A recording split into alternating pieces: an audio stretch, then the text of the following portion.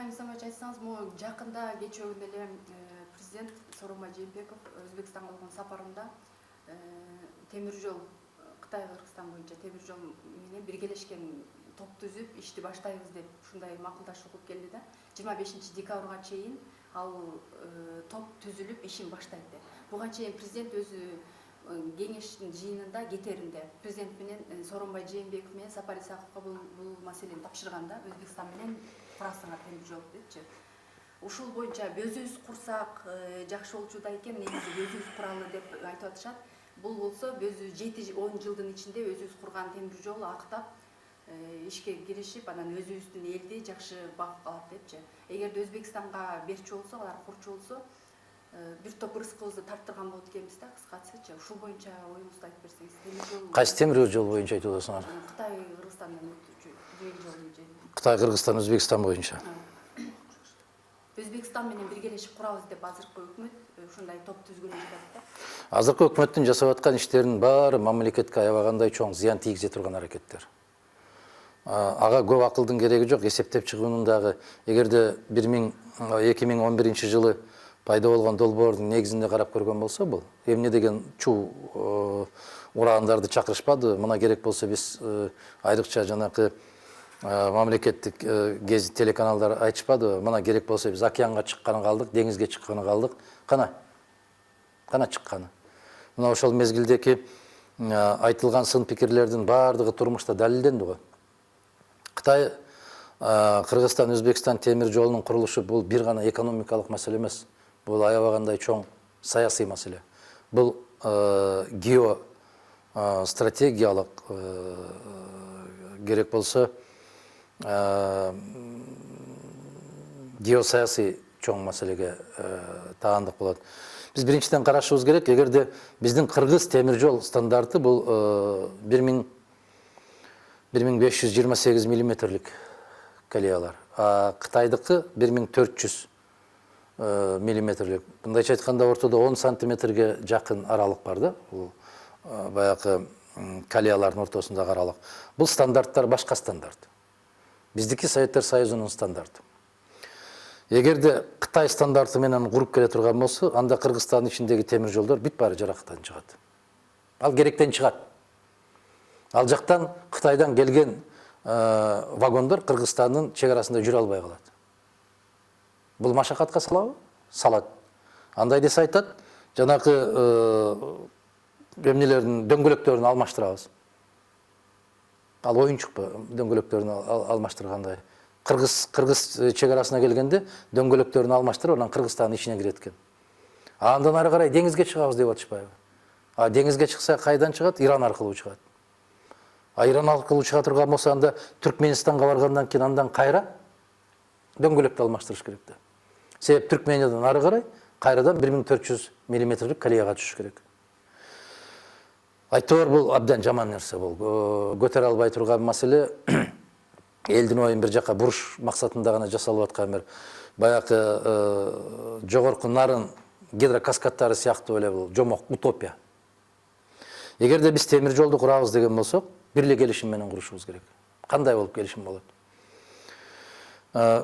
Баштапкы эсептеринде, мен азыр жаңылышпасам көп жыл өттү. Бүгүнкү маселе эмес, азыр кокустан берип атпайсызбы бул суроону? Жаңылышпасам 1 миллиард 300 миллионун тегерегинде эсептелген долбоору. 2011 жылдарында эсептелген болсо керек. Менин эсимде бар. Кытай өзүнчө акча бөлүп дагы ошол техникалык, экономикалык негиздемелерди. ТЭО деп атпайсыңарбы? Кыргызчасы ошол техникалык, экономикалык негиздеме болот. Ошого акча бөлүшүп, алар изилдешкен. Бүгүнкү баягы унаа коридорлорун 900 километрге кыскартса болот экен деп. Туура, ошого кыскарат. Бирок кандай шартта?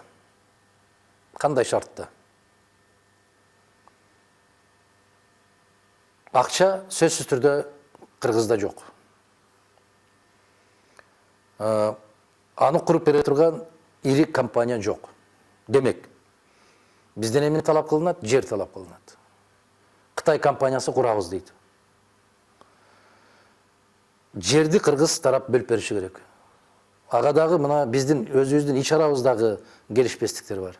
Эки долбоору бар. Бирөө өзгөн аркылуу түшүп Жалал Абадка, Кара Сууга келүү. Экинчиси Кара Кечи аркылуу Балыкчыга келүү. Кайсы долбооруна токтоду? Ким токтоду? Кайсыл окумуштуулар эсебин чыгарып берди дагы, кайсыл жагы бизге ыңгайлуу? Ал боюнча ким жыйын өткөрдү? Ким чечим кабыл алды? Аны эмне үчүн элден жашырып отурабыз, эмне үчүн жарыялабайбыз? Бул эгерде чоң курулуш болгондон кийин эл менен жарыялап, эл күндө керекпи маалымат алып туруш керек. Экинчи жагынан менин колумда түп нускасы жок, келишим боюнча жолду Кытай компаниясы куруп, ошол Кытай компаниясы иштеп аткан жерде коопсуздукту Кытай аскери камсыз кылат деген маселе бар. Ал кантип камсыз кылат? Кытай аскери кандай кирип коопсуздукту камсыз кылып берет? Кандай шартта кирет? Канча киши кирет? Канча мөөнөткө кирет? Булардын баары чоң маселе. Ошондуктан башты оорутуп отуруунун кажети жок. Курулай эле жана кыйкырыктардын кажети жок. Бирөө сени таарынтып койгон болсо эле, болду, бүттү, мен бул жака жол салам деп кыйкырыштын кереги жок. Мына альтернативалык жолдун кебетесин көрүп атабыз. Бүтүп атабы ал. Ошондуктан геосаясий маселе деп айтып атканымдын себеби биздин экономикалык, биздин саясий, аскердик өнөктөштөрүбүздүн пикири белгисиз. Бул темир жол деген абдан чоң аскер багытында колдонулуучу, мына көбүнүн акылы жетпейт азыр. Ойлосо эле ушул вагон жүктөлөт экен дагы анан помидорлорду жүктөп алып жөнөп калат экенбиз деп. Балекети, андан башка маселелер бар. Толгон токой маселе бар. Ошондуктан муну абдан кылдат изилдешибиз керек дагы, шарттарын байкашыбыз керек. Эгерде жанагындай Кытай компаниясы курабыз, акчанын баарын бөлөбүз, бирок кыргыз кен байлыктарын ошону компенсация катарында чыгарып бере турган десе, бул темир жолсуз жашап келгенбиз, дагы эле жашай беребиз. Кыргыз өкмөтү бул чет өлкөгө кыргыз элине менчигин берген биринчи окуя эмес да булчу. Буга чейин да пансионаттарды берди. Эми ушул темир жолду берип атат. Элдер болсо муну коомчулукта муну чыккынчылык катары баалап атышат да. Баалап мындай деп айталы Динар. Баалап атышат деп коет. Ким баалап атат? Баалаган кыргыз жок бүгүн. Бизге эмнегедир элибиз ушунчалык кайдыгер болуп калды. Эмне чечим кабыл алса деле мейли. Эмне болсо мейли. Ким чыккынчылык баалап атат? Кайсы жерде баалап атат? Кимдин пикирин уктуңар? Кимдин үнүн уктуңар? Кайсыл академигин чыгып, бул туура эмес болуп атат, бул келечекке аябай чоң зыян тийгизет деп ким үн катты? Анан жөн эле отуруп алып айта бересиңер. Баалап атат, айтып атат, деп атат, кайдан айтып атат? Социалдык тармактардын баары жашынып алган баягы чычкандар, өздөрүн баатыр сезип, жолборс көрсөтүп, арстан деген аттарды коюп алып чыгышып атпайбы? Кибирип эле жаткан чычкан, чыкпайсыңбы, айтпайсыңбы пикириңди, жүзүңдү көрсөтпөйсүңбү, эмне үчүн каршы болуп атасың деп. Мисалы мен Адахан Мадумаров өзүмдүн негиздемелеримди айтып берип атам. Моол багыттар боюнча туура келбейт деп атам. Моол шарттары туура келбейт. Мен жанакы Манас же болбосо бир башка деп ат коюп алып, фейк болуп отурган жерим жок го. Жанагыларга силер журналисттер деле көнүп алдыңар да, коомчулукта деп баштайсыңар. Кайдагы коом? Ким болгон коом? Чакыргыла ошо коомду жыйнагыла дагы бир төгөрөк стол уюштургулачы, мен барып катышып берейин. Көрөйүн ошолордун жүзүн көрөйүнчү, кимдер экен ошолор. Ушул темир жолдун Өзбекстанга куруу боюнча топ түзүп курганга берип атканы бул Кыргызстанга кандай келечекке? Кыргызстанга бир тыйын пайдасы жок деп атпаймынбы мен. Кандай шартта? Келечекке зыяндары толгон токой зыяны бар. Биринчиден ал жолго ким ээлик кылат? Жолдун өзүнүн шарты бар, жолдун эрежеси бар. Жол коопсуздугу бар. Коопсуздукту камсыз кылабыз деп бөтөн мамлекеттин аскери кирип алып, ошол жолдун жээгинде, четинде турган болсо эмне дейсиң? Келишимге кол койгонсуң десе, мына ушул кезге чейин Өзбекстан менен Кыргызстандын ортосундагы чечилген чек аралардагы маселелерди жарыя сала элек го. Бүгүнгө чейин сандыкта катып жатышат го. Эмне үчүн катып жатышат? Эмне үчүн коомчулук билбейт? Эмне үчүн коомчулук ушуну билели деп маселе койбойт? Эмне үчүн суроо салбайт коомчулук? Анан кайда коомчулукты айтып атасыңар силер? Коомдун арасында, элдин арасында мындай ар бир нерсени тактап айтыш керек. Эгерде жаралып аткан болсо, могул жерде жаралды, момундай пикири бар экен деп айткыла. Ошондуктан мына соңку кездердеги чек ара чечилди деген маселе дагы абдан купуя сыр катарында калып атат. Экинчиден, ушул темир жолду курабыз дегенде дагы биринчи шартын белгилеп койсун. Шартын каалагандарын сатышты. Каалагандарын беришти. Эмнелерди гана бербей атат. Бирок эми жер маселесине келгенде бул элдин казынасы. Аны эл менен эсептешип, эл менен акылдашып, эл ошого макул болсо гана ошого барыш керек. А эгерде бизге пайдалуу курула турган темир жол болгон болсо ким каршы болот? Кол чаап баракелде дейт. Кептин баары бизге канчалык даражада пайдасы бар деп. Зыяны эгерде жанагы биздин кыргыз стандарттарына туура келбей турган темир жол менен келе турган болсо, анын зыяны эки эселеп тиет. Кыргыз стандарттарына туура келе турган шартта колея менен ошол 1528 миллиметр эсимде жок, ошо 1,5 метрлик колеяда түзө турган болсо, анда анын стратегиялык багытын карап келишибиз керек. Ага Кытай барбайт. Мына Түзбелде, Өзгөн районунун Түзбел деген айылында ошол жанакы дөңгөлөктөрүн алмаштыра турган станция курабыз деп атпайбы?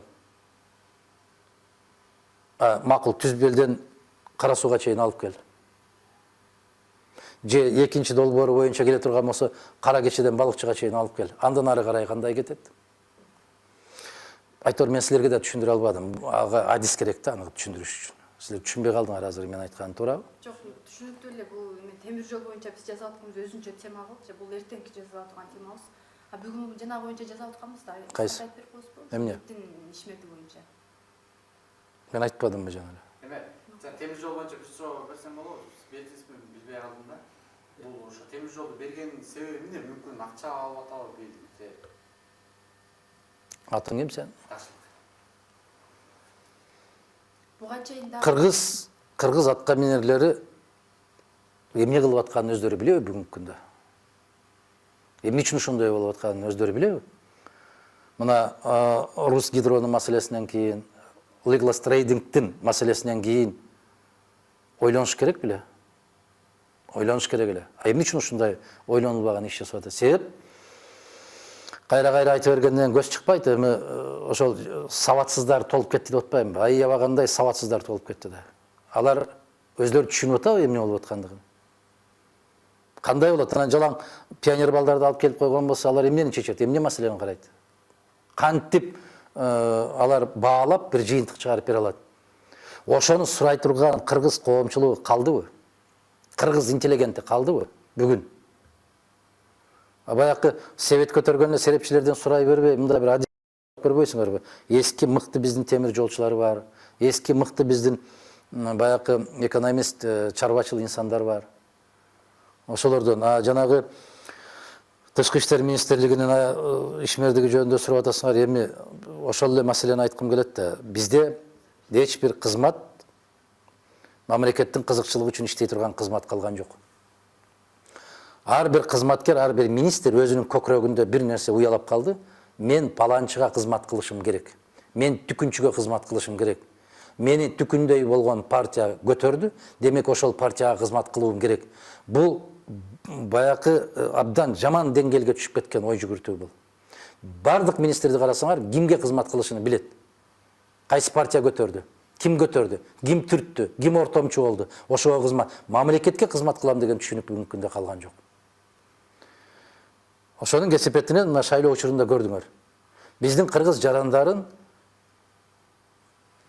дүңүнөн топтоп туруп ошол жергиликтүү полициялардын колуна салып берип атпайбы? Биздин тышкы баякы консулдуктар, башка мамлекеттердеги элчиликтер кыргыз мамлекетинин кызыкчылыгын, кыргыз жаранынын адамдык, жарандык укугун коргоо үчүн, алардын кызыкчылыгын коргоо үчүн ачылган ал жерде. Өзүңөр күбө болбодуңарбы?